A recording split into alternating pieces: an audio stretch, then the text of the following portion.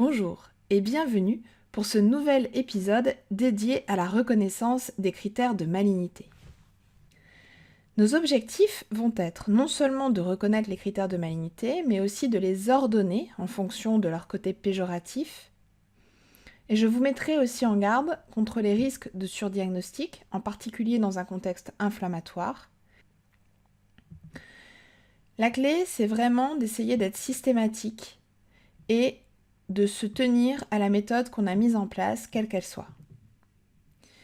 Ici, je vous donne les étapes que moi j'utilise et les différents critères de malignité qui y sont associés. Je ne vais pas tout décrire de manière systématique au niveau du texte, vous allez retrouver ça dans les notes. Je vais me concentrer essentiellement sur les cas cliniques. Donc vous voyez ici les critères au niveau des cellules, juste quelques définitions. L'anisocitose, c'est la différence de taille des cellules. Quand on parle de polymorphisme, on parle de différence de forme, qu'il s'agisse des cellules ou des noyaux. L'anisocariose, c'est la différence de taille des noyaux. Ce qu'on appelle le nuclear molding, c'est le fait que les noyaux se déforment les uns les autres. Donc c'est vraiment les noyaux qui viennent se mouler les uns sur les autres du fait d'une multiplication rapide des cellules. Ensuite, qu'est-ce qu'il peut y avoir comme autre terme de vocabulaire un petit peu compliqué ? L'ampéripollèse. L'ampéripollèse, c'est le fait que des neutrophiles vont être capables de traverser le cytoplasme de cellules néoplasiques.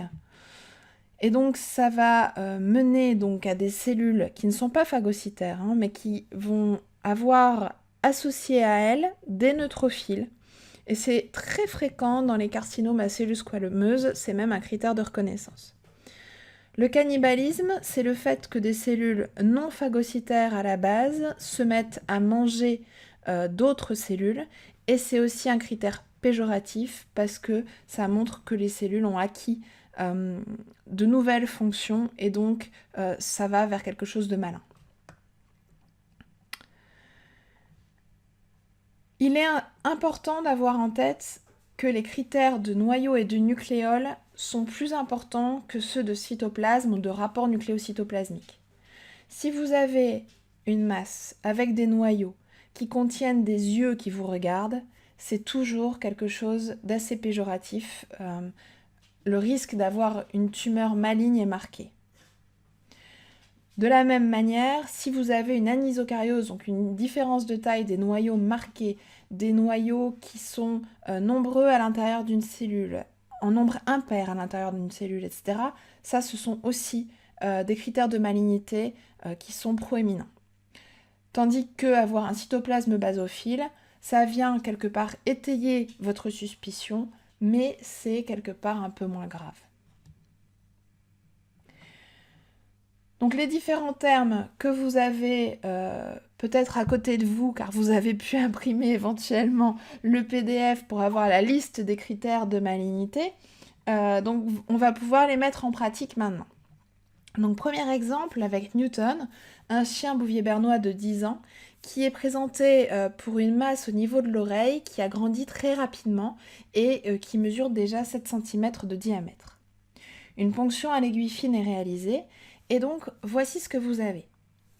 Alors, ce que vous voyez déjà au niveau du fond de frottis, c'est qu'il y a du sang, il y a des globules rouges, mais assez peu d'inflammation. Première information, il y a un neutrophile ici, un éosinophile là, mais globalement, c'est pas très inflammatoire.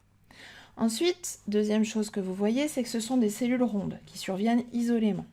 Lesquelles ? Vous vous rappelez, il existe 4 types de cellules rondes. Les lymphocytes, les histiocytes, les mastocytes et les plasmocytes. Ici, vous avez des granules mauves azurophiles.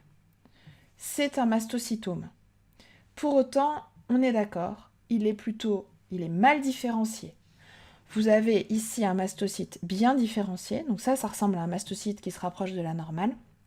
Et ici, vous avez des mastocytes où certes il reste quelques grains, mais globalement, ils sont beaucoup moins ressemblants à ce qu'est un mastocyte au départ.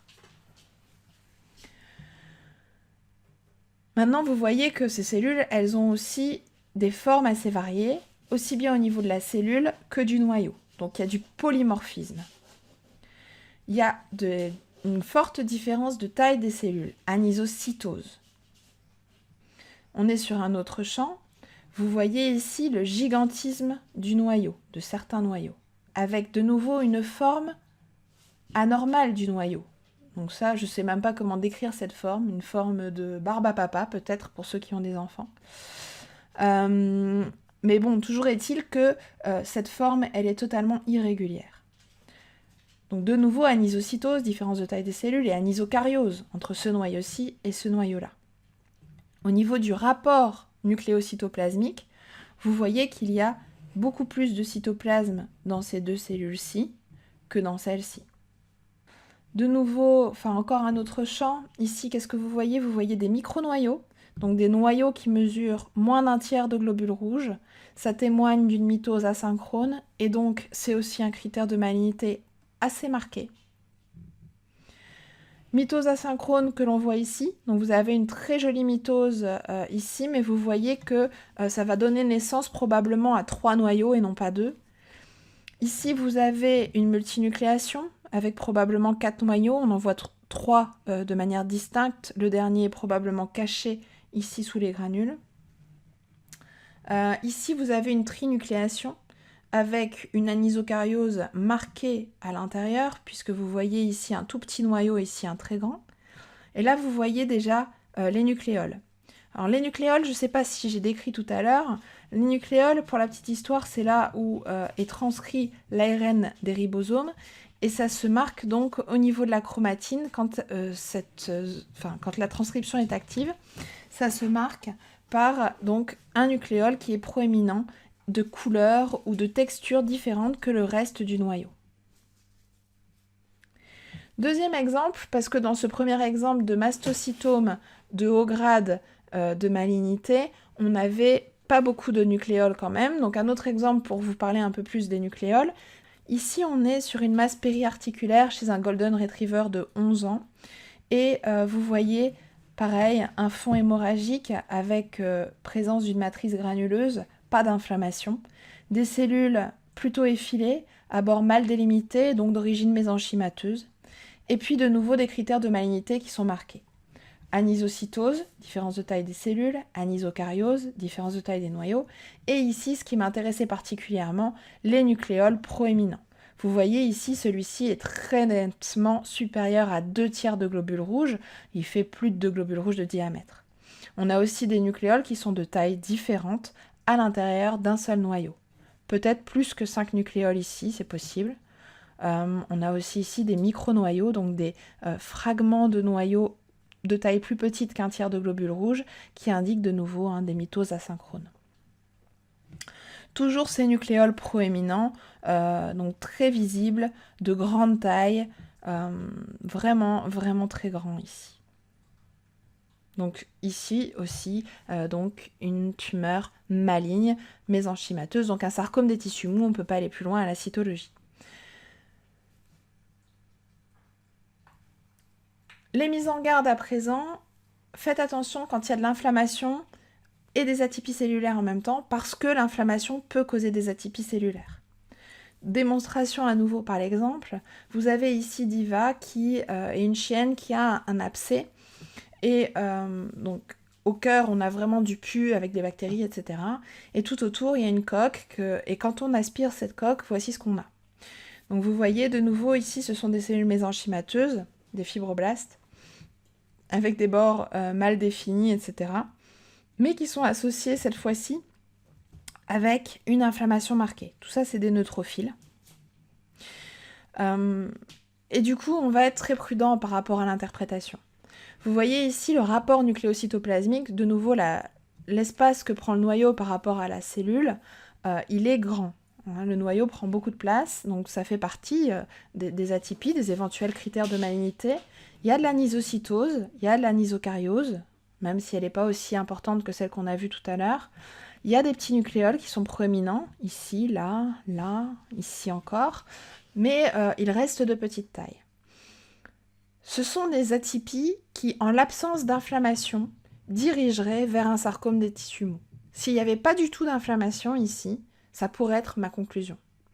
Mais le fait qu'il y ait une inflammation marquée, eh bien, va me diriger vers le fait que peut-être c'est juste de la réaction fibroblastique, secondaire à l'inflammation.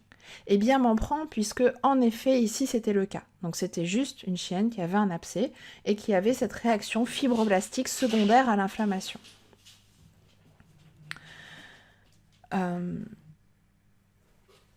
De l'importance aussi de bien regarder toute la lame, puisque ici l'inflammation elle est beaucoup moins visible que sur d'autres champs. Vous voyez, dans ce champ-ci, il n'y a pas énormément de cellules inflammatoires. Donc ça, c'est encore un autre champ. Et vous voyez, hein, c'est toujours la même aspiration sur cette chienne avec un abcès, et donc cette réaction fibroblastique secondaire.